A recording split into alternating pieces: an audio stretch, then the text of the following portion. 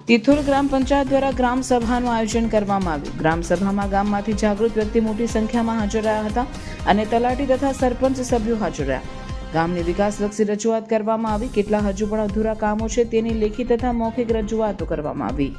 સાથે નાણાં પંચની ગ્રાન્ટ હજુ રકમ વધેલ છે તે ગ્રાન્ટમાંથી નવા સરપંચ રાજુભાઈ તલાટીએ ગ્રાન્ટમાંથી યોગ્ય નિર્ણય લઈ તેમાંથી યોગ્ય રોડ રસ્તો કરવાની પ્રજા સમક્ષ વિશ્વાસ અપાવ્યો.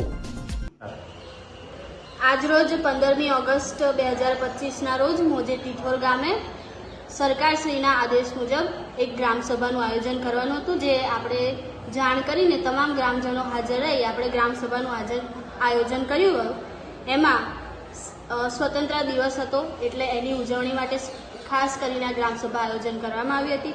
તેમજ અધ્યક્ષ સ્થાનેથી જેમ જેમ વિકાસના કામો હોય, ગટર લાઇન, પાણી રિચાર્જ, બોરવેલ, આંગણવાડીના સમારકામ જેમ વિવિધ કામોની આપણે રજૂઆત કરી ગ્રામજનોએ. હવે એમના વિવિધ જે કંઈ પ્રશ્નો હશે એ લોકોએ રજૂ કર્યા. એનું નિરાકરણ લાવવાનું આપણે સરપંચ તથા સભ્યો તેમજ ગ્રામ પંચાયત તિથોર તરફથી નિરાકરણ લાવવામાં જેમ મદદરૂપ બનીશું એમ આગળ કાર્યવાહી કરીશું.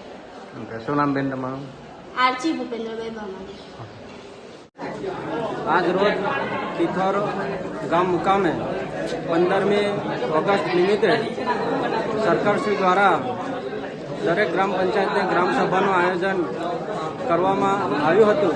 તે નિમિત્તે તિથોર ગ્રામ પંચાયતની અંદર તમામ ગ્રામજનો સાથે મળીને આજ રોજ તિથોર ગામે પંચાયતમાં ગ્રામ પંચાયતનું આયોજન કરી વિવિધ વિકાસલક્ષી મુદ્દાઓની ચર્ચા કરવામાં આવી.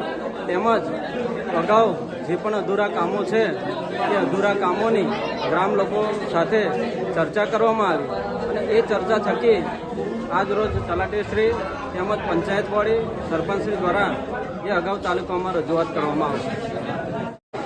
બોલી દો સ્ટાર્ટ. હા, જે ગ્રામ સભામાં જે આજે ગ્રામ સભા થઈ એમાં જનરલ બધાએ પોતપોતાની રજૂઆત કરી અને વિકાસલક્ષી કામો લખાયેલા. એમાં આપણે એને આ લોકો ઠરાવ કરે અને જેની મહત્વ વધારે છે એને કામ થવા જોઈએ. બાકી ગ્રામ સભા તો શું છે, આ બધું લખાયું, આ બધું થાય નહીં એકલું. તો અમારું કેવું કે આજે લખાયું એને તાત્કાલિક જ્યાં આપવાનું થાય ઉપર લેવલે તો ટીડીઓ હોય કે મામલતદાર હોય કે પછી એને આગળ કલેક્ટરને જણાવો તો એ પ્રમાણે આ વિકાસલક્ષી કામોના કામ અમને 25% તો થવા જ જોઈએ. આજરોજ 15 ઓગસ્ટ નિમિત્તે સરકાર સત્તા પરિપત્ર અનુસંધાને તલાટી અને સરપંચના માર્ગદર્શન હેઠળ આજે ગ્રામ પંચાયત કક્ષાએ ગ્રામસભાનું આયોજન કરવામાં આવ્યું. અમે જ્યારે અમારો જન્મ થયો ત્યારથી આજ સુધી પહેલી જ વખત આજે એવી ગ્રામસભા જોઈ કે આ ગ્રામસભાની અંદર 300 માણસોએ ભાગ લીધો. ખરેખર ગામની વિકાસલક્ષી બધી વાતો કરવામાં આવી.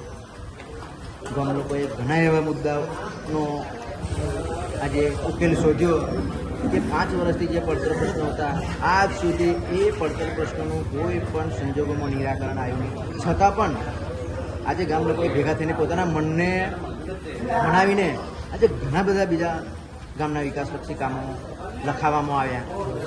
તલાટી અને સરપંચીએ બાંયધરી આપી કે આ કામોને અમે અગ્રિમતા આપીશું.